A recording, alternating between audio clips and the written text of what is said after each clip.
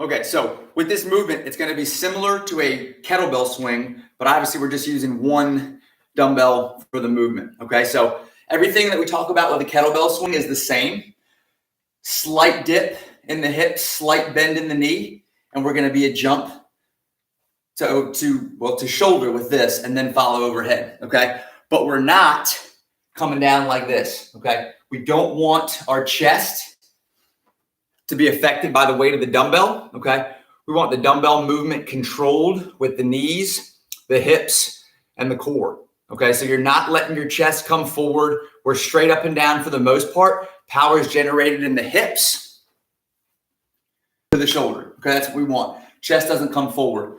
Control the weight, right? Your back supports the weight. It doesn't initiate the movement. Okay, so if you feel like in this movement, your back is what's initiating power, then we need to change that and shift that power into the hips, because the back just supports our movements. It doesn't initiate the movements. So the back is nice and tall the entire time, as tall as we can keep it. Knees out, butt down. This is our dip drive phase. Okay, so with a dumbbell from the side, we're going to start between the hips. The dumbbell itself is never going to go below the knees. If you're going below the knees, either you're going too heavy or you're not using your back as a support enough. Okay, so make sure we're tall there, straight up and down. The dumbbell is always going to stay above the knees. Okay, to generate movement, it's a dip and a jump. And all we're doing is going to the shoulder each time. So to come back down from here, dip, jump, dip, jump, dip, jump.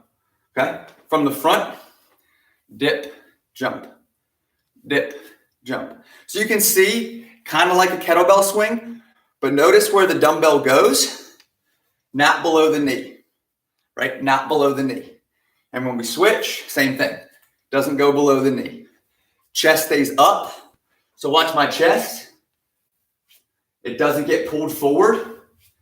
My back is supporting the movement.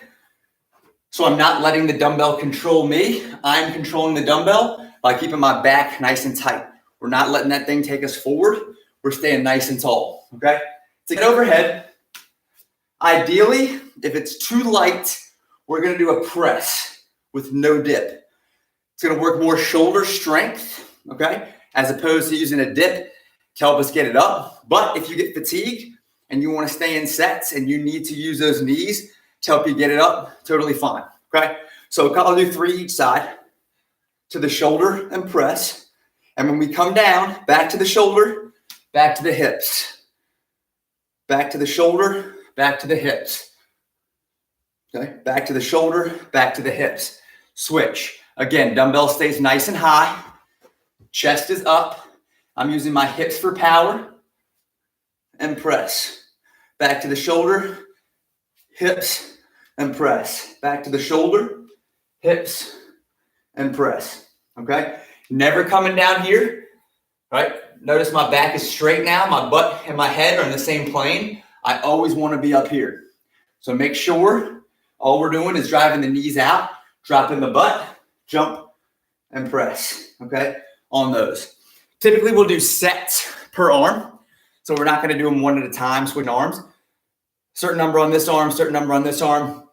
And that's kind of how we'll get through those, okay? But biggest thing is make sure knees are out, butt sits down, chest stays nice and tall. Don't let the weight pull you forward. You control the weight. Don't let the weight manipulate you, okay? We'll do these every once in a while, sometimes for strength, sometimes for cardio, but take advantage of them. Go as heavy as you want on these. It's a good movement in lieu of a kettlebell swing as a sort of a unilateral strength type movement.